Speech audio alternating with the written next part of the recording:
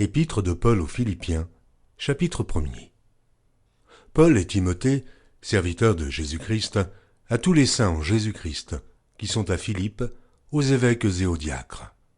Que la grâce et la paix vous soient données de la part de Dieu notre Père et du Seigneur Jésus-Christ.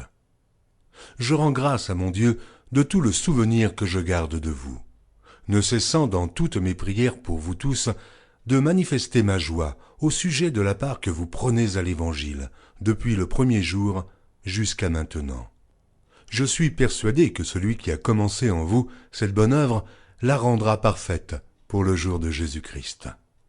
Il est juste que je pense ainsi de vous tous, parce que je vous porte dans mon cœur, soit dans mes liens, soit dans la défense et la confirmation de l'Évangile, vous qui tous participez à la même grâce que moi. Car Dieu m'est témoin que je vous chéris tous avec la tendresse de Jésus-Christ. Et ce que je demande dans mes prières, c'est que votre amour augmente de plus en plus en connaissance et en pleine intelligence, pour le discernement des choses les meilleures, afin que vous soyez purs et irréprochables pour le jour de Christ, remplis du fruit de justice qui est par Jésus-Christ à la gloire et à la louange de Dieu. Je veux que vous sachiez, frères, que ce qui m'est arrivé a plutôt contribué au progrès de l'Évangile. En effet, dans tout le prétoire et partout ailleurs, nul n'ignore que c'est pour Christ que je suis dans les liens. Et la plupart des frères dans le Seigneur, encouragés par mes liens, ont plus d'assurance pour annoncer sans crainte la parole. Quelques-uns, il est vrai, prêchent Christ par envie et par esprit de dispute.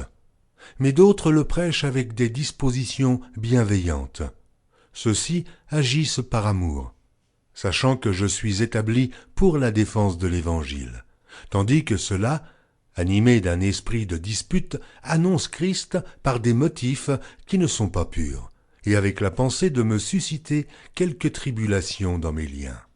Qu'importe, de toute manière, que ce soit pour l'apparence, que ce soit sincèrement, Christ n'est pas moins annoncé. Je m'en réjouis, et je m'en réjouirai encore.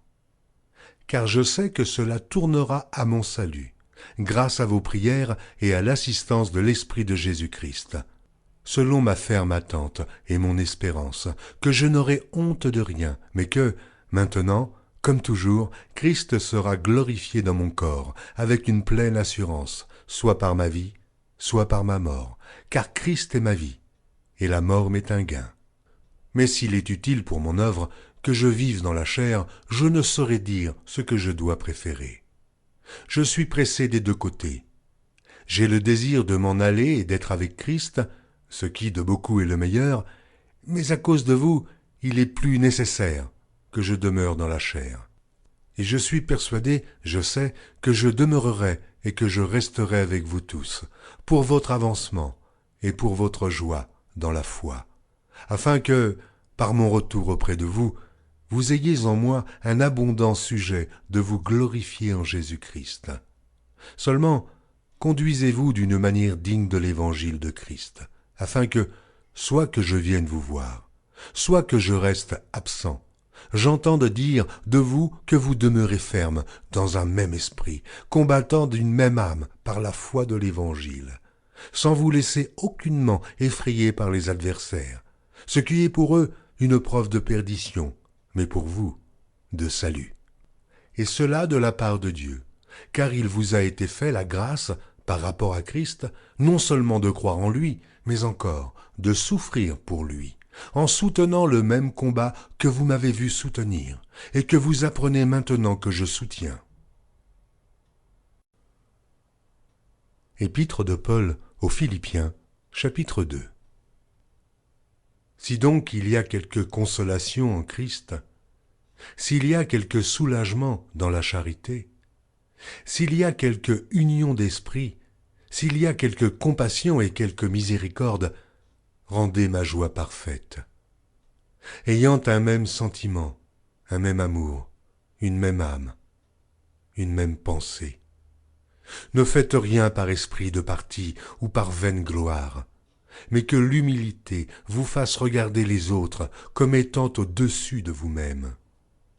Que chacun de vous, au lieu de considérer ses propres intérêts, considère aussi ceux des autres. Ayez en vous les sentiments qui étaient en Jésus-Christ, lequel, existant en forme de Dieu, n'a point regardé comme une proie à arracher d'être égal avec Dieu, mais s'est dépouillé lui-même, en prenant une forme de serviteur, en devenant semblable aux hommes, et ayant paru comme un simple homme. Il s'est humilié lui-même, se rendant obéissant jusqu'à la mort, même jusqu'à la mort de la croix. C'est pourquoi aussi Dieu l'a souverainement élevé, et lui a donné le nom qui est au-dessus de tout nom, afin qu'au nom de Jésus, tout genou fléchisse dans les cieux, sur la terre et sous la terre, et que toute langue confesse que Jésus-Christ est Seigneur, à la droite de Dieu le Père. Ainsi, mes bien-aimés, comme vous avez toujours obéi, travaillez à votre salut avec crainte et tremblement, non seulement comme en ma présence, mais bien plus encore maintenant que je suis absent. Car c'est Dieu qui produit en vous le vouloir et le faire, selon son bon plaisir. Faites toutes choses, sans murmure ni hésitation, afin que vous soyez irréprochables et purs, des enfants de Dieu irrépréhensibles au milieu d'une génération perverse et corrompue, parmi laquelle vous brillez comme des flambeaux dans le monde, portant la parole de vie, et je pourrai me glorifier au jour de Christ de n'avoir pas couru en vain, ni travaillé en vain. Et même si je sers de libation pour le sacrifice et pour le service de votre foi, je m'en réjouis, et je me réjouis avec vous tous. Vous aussi réjouissez-vous de même, et réjouissez-vous avec moi. J'espère dans le Seigneur Jésus vous envoyer bientôt Timothée, afin d'être encouragé moi-même, en apprenant ce qui vous concerne. Car je n'ai personne ici qui partage mes sentiments, pour prendre sincèrement à cœur votre situation. Tous, en effet, cherchent leurs propres intérêts, et non ceux de Jésus-Christ. Vous savez qu'il a été mis à l'épreuve en se consacrant au service de l'Évangile avec moi, comme un enfant avec son père. J'espère donc vous l'envoyer dès que j'apercevrai l'issue de l'état où je suis. Et j'ai cette confiance dans le Seigneur, que moi-même aussi j'irai bientôt. J'ai estimé nécessaire de vous envoyer mon frère Épaphrodite, mon compagnon d'œuvre et de combat, par qui vous m'avez fait parvenir de quoi pourvoir à mes besoins. Car il désirait vous voir tous, et il était fort en peine de ce que vous aviez appris sa maladie. Il a été malade, en effet, et tout près de la mort. Mais Dieu a eu pitié de lui, et non seulement de lui, mais aussi de moi, afin que je n'eusse pas tristesse sur tristesse. Je l'ai donc envoyé avec d'autant plus d'empressement, afin que vous vous réjouissiez de le revoir, et que je sois moi-même moins triste. Recevez-le donc dans le Seigneur avec une joie entière, et honorez de tels hommes. Car c'est pour l'œuvre de Christ qu'il a été près de la mort, ayant exposé sa vie afin de suppléer à votre absence dans le service que vous me rendiez.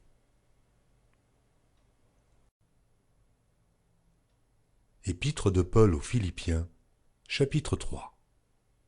Au reste, frères, réjouissez-vous dans le Seigneur. Je ne me lasse point de vous écrire les mêmes choses, et pour vous cela est salutaire. Prenez garde aux chiens. Prenez garde aux mauvais ouvriers. Prenez garde aux faux circoncis. Car les circoncis, c'est nous, qui rendons à Dieu notre culte par l'Esprit de Dieu, qui nous glorifions en Jésus-Christ, et qui ne mettons point notre confiance en la chair. Moi aussi, cependant, j'aurai sujet de mettre ma confiance en la chair. Si quelque autre croit pouvoir se confier en la chair, je le puis bien davantage, moi, circoncis le 8e jour, de la race d'Israël, de la tribu de Benjamin, hébreu, né d'hébreu, quant à la loi, pharisien, quant au zèle, persécuteur de l'Église, irréprochable à l'égard de la justice de la loi. Mais ces choses qui étaient pour moi des gains, je les ai regardées comme une perte à cause de Christ.